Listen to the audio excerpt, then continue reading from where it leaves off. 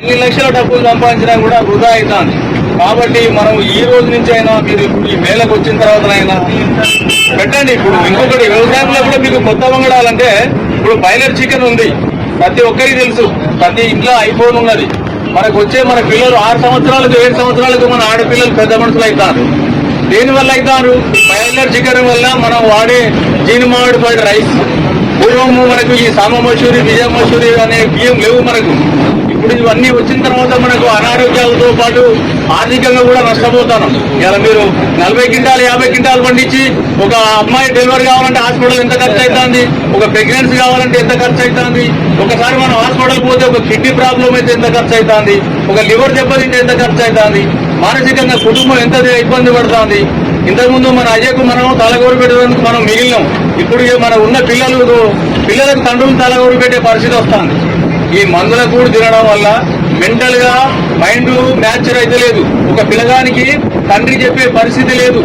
తండ్రి చెప్పకుండా తండ్రి బండి కొనిస్తాడు. ఆ బండి వేసుకుపోయి వాడు ఎక్కడ పడుతుండో మీ అందరూ తెలుసు. ఒక పిల్లని చదివిస్తారు, ఇలా ఏం చేస్తుందో కూడా మీకు తెలుసు.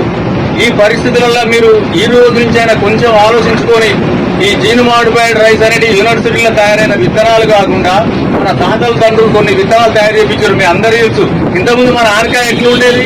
ఆనకాయలు నీళ్లు పట్టుకొని పోయేటోళ్ళం మనం. ఇప్పుడు వచ్చే ఆనకాయలు నీళ్లు పట్టుకోగలుగుతామా? ఇంతకుముందు మన బీరకాయ ఎంత టేస్ట్ ఉండేది?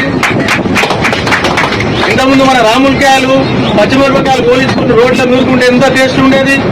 ఇప్పుడు ఆ పరిస్థితి ఉందా మనకు? ఆ పరిస్థితి లేకుండా పోయింది. ఎంతమంది ఇళ్ళ కరివేపాకు చెట్లు మీద చేయలేకుండా? ఎంతమంది ఇళ్ళ నిమ్మ చెట్టు ఉన్నది? ఎంతమంది ఇళ్ళ నిమ్మ చెట్టు? ఓకే, సంతోషం. ఇలాంటివి మనం చిన్న చిన్న ట్రిక్స్ ఇవి వాడడం వల్ల కొంతవరకు మనకు ఆరోగ్యం సహకరిస్తుంది. రాబోయే రోజుల్లో మనకు పిల్లలకు ఆశ్రయించుడు కాదు, ఆరోగ్యాన్ని ఇవ్వాలంటే ఇప్పటి నుంచైనా మీరు ఈ సామమసూరి విజయమసూరి బియ్యం కావు. మనకు వచ్చే రోగాలలో 50% బీపీ షుగర్లు రావడానికి కారణం సామమసూరి విజయమసూరి బియ్యం. మీరు పెట్టుకోదలుచుకుంటే దేశ విత్తనాలని కొన్ని ఉంటాయి. భూమి మీద మానవులు పుట్టినప్పుడు భగవంతుడు ఏమి ఇచ్చిండంటే పక్షులకు పనులు ఇచ్చిండు. వాటికి రోగాలున్నాయా? ఏ పక్షి కన్నా హాస్పిటల్ ఉందా? జంతువులకు గడ్డి ఇచ్చిండు. మన అయ్యా ఎన్నడు కూడా గవర్నమెంట్ హాస్పిటల్ కు గొడ్డరావు కనుక ఎద్దును తీసుకపోలే. ఇవాళ మన పరిస్థితి ఏమున్నది? అయిపోయిందా? తాడి చెట్టుకి ఎవరన్నా మందేస్తానరా? చిత్తపక్క చెట్టుకు ఎవరన్నా మందేస్తానరా? చింత చెట్టుకి ఎవరన్నా మందేస్తానరా? ఈ ఏ చెట్టుకు అడవిల చెట్లకు మందు లేనప్పుడు మనము భూమి మీద ఎందుకు మందు పోసి భూమి ఆరోగ్యం ఖరాబ్ చేసి ఆ భూమిలో వచ్చిన పంట తిని మనం ఎందుకు ఆరోగ్యం ఖరాబ్ చేసుకుంటాం? ఈ పరిస్థితి రాకుండా ఉండాలంటే ప్రతి ఇంట్లో ఒక ఆవును పెంచుకోండి. ఆవుతో పాటు మన ఇంట్లో 4 కోళ్లు పెంచుకోండి. రోడ్డు మీదకి పోవచ్చు రైతు. 366 రోజులు రైతు కూరగాయలు ఉంటే పావు కిలో కూరగాయలు ఉంటే వాడు జోకేదే 200 గ్రాములు వస్తాయి. ఇంట్లో 4 ఉంటే ఒక్క పూటకు సరిపోదు. 2వ పూట 3వ పూట ఏం తిందాం? మన ఇంట్లో కూరగాయలు పండితే మనం కడుపు నిండా తింటాం, ఆరోగ్యంగా ఉంటాం. మనం రోడ్డు మీద రైతు ఇప్పుడు ఏ టు జెడ్ పోయి రోడ్డు మీద కొంటే 366 రోజులు కొంటే నువ్వు ₹1,00,000 సంపాదించని కూరగాయలకే 60-70 పోతాయి.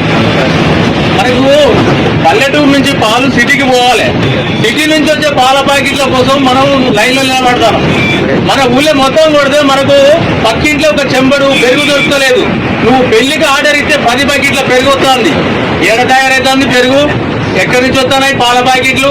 నువ్వు వ్యవసాయం చేసుకొని భూమి ఉన్నోని పిల్ల మొగలు బయకాడిపోతావు, ఇంట్లో పాలు లేవు. కానీ హైదరాబాద్ సిటీలో ఏసీలో ఉంటాడు పాలు పంపిస్తాడు మనకు. ఇది కొంచెం ఆలోచించండి. ఇది పెద్ద పనేం కాదు.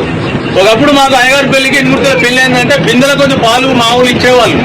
ఇలా మా అయ్యగారి పిల్లలు కూడా వచ్చి వచ్చి పాల ప్యాకెట్లు కొనుక్కొచ్చుకుంటారు. కొంచెం ఆలోచించండి, ఎక్కువ అవసరం లేదు ఇది. ఎందుకంటే మన ఆరోగ్యం లేని మనం ఎన్ని ఆస్తులు సంపాదించినా వృధా ముచ్చట. పక్కేం మాటోడు 10 బస్తాలు పోసిండు, నేను 20 బస్తాలు పోసిన అనేది పక్కా పెట్టండి. పక్కోని చూసుడే బంద్ చేయండి. పక్కోని చూసుకుంటా పోతే మనం బతకలేము. పక్కోని ఇంట్లో పరమాన్నం ఉంది మనకు కావాలంటే కాదు. మన శక్తి సామర్థ్యాలు మన తల్లిదండ్రులు మనకి ఏమి ఇచ్చారో దాన్ని చూసుకుంటేనే మనం ముందుకు పోవాలి తప్ప పక్కింట్లో వాడు ఏసీ తెచ్చుకున్నాడు, ఫ్యాన్ తెచ్చుకున్నాడు, వాడు బిర్యానీ వండుకున్నాడు, మనకు వద్దే వద్దు. మన ఇంట్లో మామిడికాయ తొక్కు పచ్చి పులుసుంటే ముద్దు, పక్కోడిది అసలే వద్దు. మన పంట మన వంట ఈ 2 లేకపోతే మన బతుకు పెంట. మన పంట మన వంట ఆ 2 లేకపోతే మన బతుకు పెంట. ఇది గుర్తుపెట్టుకోండి. ఎవ్వరి గురించి డిస్కస్ చేయాల్సిన అవసరం లేదు. ఎప్పుడు ఒకరిని చూసి పోల్చుకోవద్దు. రైతు పక్క మండల గురించి ఎప్పుడు పోల్చుకోవద్దు. పొద్దున ఫస్ట్ ఇవాళ మన ఊళ్ళో యాప పూలలు లేవా? ఎవరిని చూసినా పేస్ట్లు వాడతా. పేస్ట్ అంటే ఏంటిదా? పేస్ట్ అంటే కెమికల్ కాదా? ఆ కెమికల్ నోట్లేకపోతే క్యాన్సర్ వస్తలేదా? కలుపు మందు కొడితే ఒరాలు కూలిపోతాయి. ఒరాలు కూలిపోయిన తర్వాత నువ్వు ఆ కలుపు మందు కొట్టిన పంట తింటే పేగులు ఉంటాయా? అంత పెద్ద ఒరం కూలిపోం కానీ పేగులు ఎంత? ఒకసారి ఆలోచించండి. ఈ పెద్ద విషయాలు ఏం కావు. మనం వీటిని తలుచుకుంటే ఇంత కొత్తది ఏం కాదు. గత 50-60 సంవత్సరాల కాడ నుంచి మనం మారినాం. ఇక మళ్ళీ ఒకసారి మనకు మార్పు కావాలంటే కంపల్సరీ ఇంకో కొద్ది రోజులు పోతే మనకు ఇంకో 20 days లో జీలుగులు వస్తాయి. ఎంతమంది 100 ఏళ్ల మీద లెక్క పెట్టే మంది కూడా రైతులు ఫ్రీ సబ్సిడీ వచ్చిన జీలుగులు కూడా ఎత్తలేరు. ఆ భూమికి ఏమి ఇవ్వకపోతే మనకి ఏమొస్తుందా? గవర్నమెంట్ అది బస్సు పెట్టింది కాబట్టి బస్సులో మనం పోతున్నాం కాబట్టి మీటింగ్ పోతాను. ఆ భూమికి కూడా రీఛార్జ్ చేయాలి కదా. సెల్యూర్ బ్యాలెన్స్ అయిపోతే 5 నిమిషాలు రీఛార్జ్ చేయించేదాకా నిద్ర పడతలేదు. ఇంట్లో ఫ్యాన్ బంద్ అయితే వాడు మెకానికల్ వచ్చి రిపేర్ చేసేదాకా నిద్ర పడతలేదు. మరి నీ భూమికి ఛార్జింగ్ లేనప్పుడు నీకు ఎట్లా నిద్ర పడుతుందా? ఎండాకాలం వచ్చింది, దానికి కావాల్సింది. ఎందుకు మొక్కజొన్న కాలబెడతాను? మొక్కజొన్న కాలబెట్టి ఉపయోగమైంది. పొలాలు ఎందుకు కాలబెడతాను? మన చర్మం కాలిన మనిషి బతుకుతాడా? మరి భూమి చర్మం కాలిపోయిందా? సూక్ష్మజీవులు ఉంటాయి వల్ల ఆ భూమి ఎట్లా పంట వస్తుంది మనకు?